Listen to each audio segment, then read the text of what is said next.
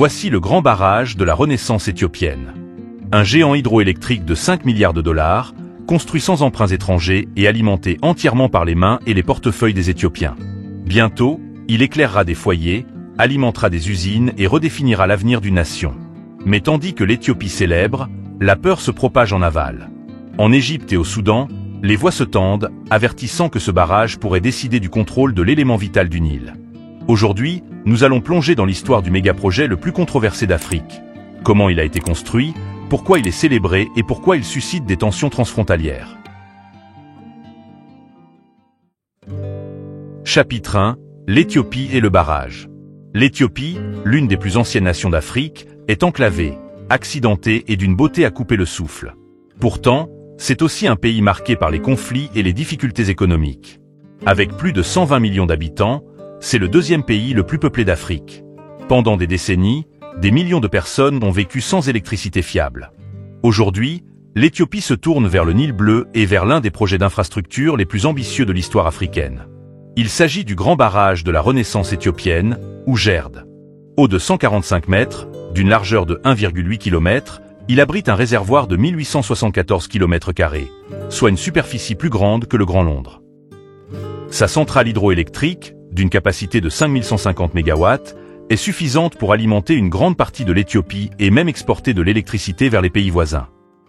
Sa construction a débuté en 2011, dans un contexte d'incertitude politique. Pendant 14 ans, malgré les troubles civils, les conflits régionaux et la pression internationale, le barrage a connu une élévation constante. En septembre 2025, il a été officiellement achevé et inauguré, marquant la naissance de la plus grande installation hydroélectrique d'Afrique. Ce qui rend le GERD encore plus remarquable, c'est la manière dont il a été construit. Aucun prêt étranger, aucune aide internationale. Au lieu de cela, les Éthiopiens, des agriculteurs aux commerçants, ont contribué par le biais d'obligations, d'impôts et de dons, en plus du financement public. Ce projet est devenu plus qu'un simple plan énergétique, il est devenu un symbole de fierté nationale et d'autonomie. Pour l'Éthiopie, le GERD n'est pas seulement un barrage. C'est la promesse de croissance industrielle, d'électrification rurale et d'une économie plus forte. Mais pour ses voisins en aval, ce même barrage représente incertitude, risques et pertes potentielles. Chapitre 2. Enjeux historiques et géopolitiques. Le Nil, l'un des fleuves les plus célèbres au monde, traverse 11 pays africains. Mais il ne s'agit pas d'un seul cours d'eau. Deux grands affluents se rejoignent à Khartoum, au Soudan. Le Nil blanc, qui prend sa source dans le lac Victoria, et le Nil bleu, qui prend sa source dans les hautes montagnes éthiopiennes. Le grand barrage de la Renaissance éthiopienne se trouve sur ce Nil bleu, à quelques kilomètres seulement de la frontière soudanaise. Son emplacement n'est pas seulement géographique, il est géopolitique. Le Nil bleu fournit environ 86% de l'eau qui se déverse finalement en Égypte. Pendant plus d'un siècle, le contrôle de ces eaux a été façonné par des accords datant de l'époque coloniale. Le plus tristement célèbre est l'accord sur les eaux du Nil de 1929, négocié par la Grande-Bretagne alors qu'elle contrôlait l'Égypte et le Soudan. Il accordait à l'Égypte la part du lion, environ 90% des eaux du Nil, et un droit de veto sur les projets en amont. L'Éthiopie, jamais colonisée par les Européens, n'a pas été consultée.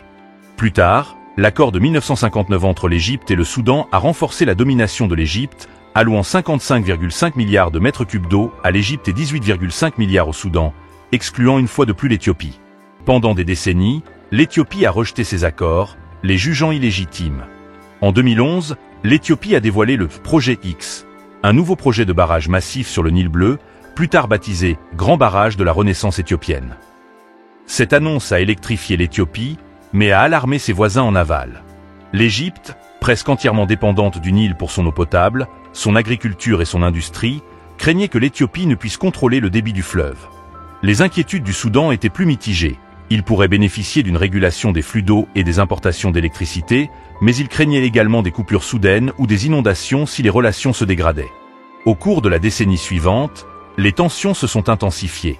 Le Caire a averti que la sécurité hydrique est une ligne rouge et a évoqué une possible intervention militaire. Les efforts diplomatiques, notamment la médiation de l'Union africaine et les négociations menées sous l'égide des États-Unis sous la présidence de Donald Trump, ont échoué à plusieurs reprises à aboutir à un accord contraignant. Chapitre 3. L'essor de l'Éthiopie face aux inquiétudes en aval. Pour l'Éthiopie, Le grand barrage de la Renaissance est bien plus que du béton et de l'acier. C'est une véritable bouée de sauvetage. Pendant des décennies, près de la moitié de ces 120 millions d'habitants ont vécu sans accès à une électricité fiable. Les pénuries d'électricité ont freiné la croissance industrielle, limité l'éducation et maintenu les communautés rurales dans le noir, littéralement. Le GERD change la donne. Une fois pleinement opérationnel, il devrait répondre à 60 à 100% des besoins nationaux en électricité de l'Éthiopie, selon Reuters et AP News. Il alimentera des usines, pompera l'eau pour l'irrigation et prolongera les lignes électriques jusqu'à des villages qui n'ont jamais eu de lumière après le coucher du soleil. Et les avantages ne s'arrêteront pas aux frontières de l'Éthiopie. L'énorme capacité de 5150 MW du barrage pourrait faire du pays un exportateur régional d'électricité, vendant de l'électricité au Kenya, à Djibouti, au Soudan et au-delà, générant ainsi des revenus indispensables. Pour l'Éthiopie, c'est un pas vers l'autonomie, l'industrialisation et la transformation économique. Mais en aval, l'ambiance est bien moins festive. L'Égypte est l'un des pays les plus arides de la planète. Près de 100% de son eau douce provient du Nil, et 86% de celle-ci provient d'Éthiopie via le Nil bleu. Toute perturbation, intentionnelle ou due à une mauvaise gestion, pourrait menacer l'agriculture, l'eau potable et la survie de l'Égypte. Les responsables égyptiens ont averti que si l'Éthiopie contrôlait le débit du fleuve, le barrage pourrait être utilisé comme une arme politique. La position du Soudan est plus complexe. D'un côté, il pourrait bénéficier d'un débit d'eau régulé, d'une réduction des inondations et d'importation d'électricité à bas prix. De l'autre, le Soudan craint d'être à la merci des décisions de l'Éthiopie. Une libération soudaine d'eau ou une rétention prolongée pourrait dévaster ses cycles agricoles, déplacer des communautés et endommager les infrastructures. L'Égypte a condamné à plusieurs reprises le remplissage unilatéral du réservoir du barrage par l'Éthiopie, sans accord juridiquement contraignant sur l'utilisation de l'eau et la gestion de la sécheresse. Les négociations, menées sous la médiation de l'Union africaine et d'autres organisations, n'ont pas permis de dissiper ces inquiétudes. Chapitre 4. Échec diplomatique et dynamique changeante. Le grand barrage de la Renaissance éthiopienne n'a pas seulement suscité des émotions, il a déclenché plus d'une décennie de batailles diplomatiques. À partir de 2011, l'Éthiopie, l'Égypte et le Soudan ont entamé une série de négociations trilatérales visant à parvenir à un accord contraignant sur les modalités de remplissage et d'exploitation du barrage. Malgré de multiples cycles de négociations, sous la médiation de l'Union africaine, des États-Unis et même de la Banque mondiale à plusieurs reprises, les progrès ont été extrêmement lents. En 2020, les États-Unis, sous la présidence de Donald Trump, ont tenté de négocier un accord. Mais l'Éthiopie a accusé Washington de se ranger du côté de l'Égypte après qu'un projet d'accord ait inclus des dispositions jugées restrictives par l'Éthiopie. L'Éthiopie s'est retirée, qualifiant l'approche américaine de déséquilibrée et inadaptée. D'autres efforts de médiation ont suivi, des sommets de l'Union africaine à Addis Abeba, aux réunions d'urgence à Khartoum. Chacune s'est soldée de la même manière. Aucun accord contraignant, juste de vagues promesses de poursuivre les négociations. En 2023, la frustration était à son comble. L'Égypte s'est officiellement retirée du cadre de négociation, invoquant une impasse persistante et accusant l'Éthiopie d'avoir rempli le barrage sans son consentement. Le Soudan, confronté à ses propres crises politiques et sécuritaires, est devenu moins actif dans les discussions. L'Éthiopie, quant à elle, a réitéré son message. Le GERD n'est pas une menace, mais une opportunité commune. Le Premier ministre Abiy Ahmed a insisté sur le fait que le barrage bénéficierait à tous les pays du bassin du Nil grâce à la maîtrise des inondations, à un approvisionnement en eau stable et à une électricité abordable. Dans un geste symbolique, Abiy a invité les dirigeants de tous les pays du bassin du Nil à l'inauguration de septembre 2025, une tentative de présenter le barrage comme une réalisation unificatrice plutôt que comme une poudrière régionale. Mais malgré les poignées de main et les séances photos, une profonde méfiance persiste. Pour l'Égypte, les assurances de l'Éthiopie ne remplacent pas un traité juridiquement contraignant. Pour l'Éthiopie, des décennies de domination coloniale sur le Nil doivent prendre fin. Chapitre 5. Inauguration et prochaines étapes. En septembre 2025, l'Éthiopie a actionné le barrage. Avec une capacité impressionnante de 5150 MW, ce barrage constitue un nouveau jalon continental prometteur, promettant de transformer le paysage énergétique éthiopien. 2 turbines sont déjà opérationnelles, produisant environ 750 MW d'électricité, soit suffisamment pour alimenter des millions de foyers. Au cours des prochains mois, d'autres turbines seront mises en service, portant progressivement la production vers sa pleine capacité. Pour l'Éthiopie, chaque nouveau mégawatt représente un pas de plus vers l'électrification universelle, la croissance industrielle et les exportations régionales d'électricité. Les responsables gouvernementaux soulignent une autre réussite. Jusqu'à présent, aucune perturbation n'a été signalée en aval. L'Éthiopie affirme que le barrage a régulé le débit d'eau et même réduit les inondations lors de fortes pluies. Les ingénieurs affirment que le réservoir permet des rejets plus contrôlés, atténuant les variations saisonnières extrêmes et bénéficiant à l'agriculture en aval. Mais au Caire, l'ambiance est beaucoup moins festive.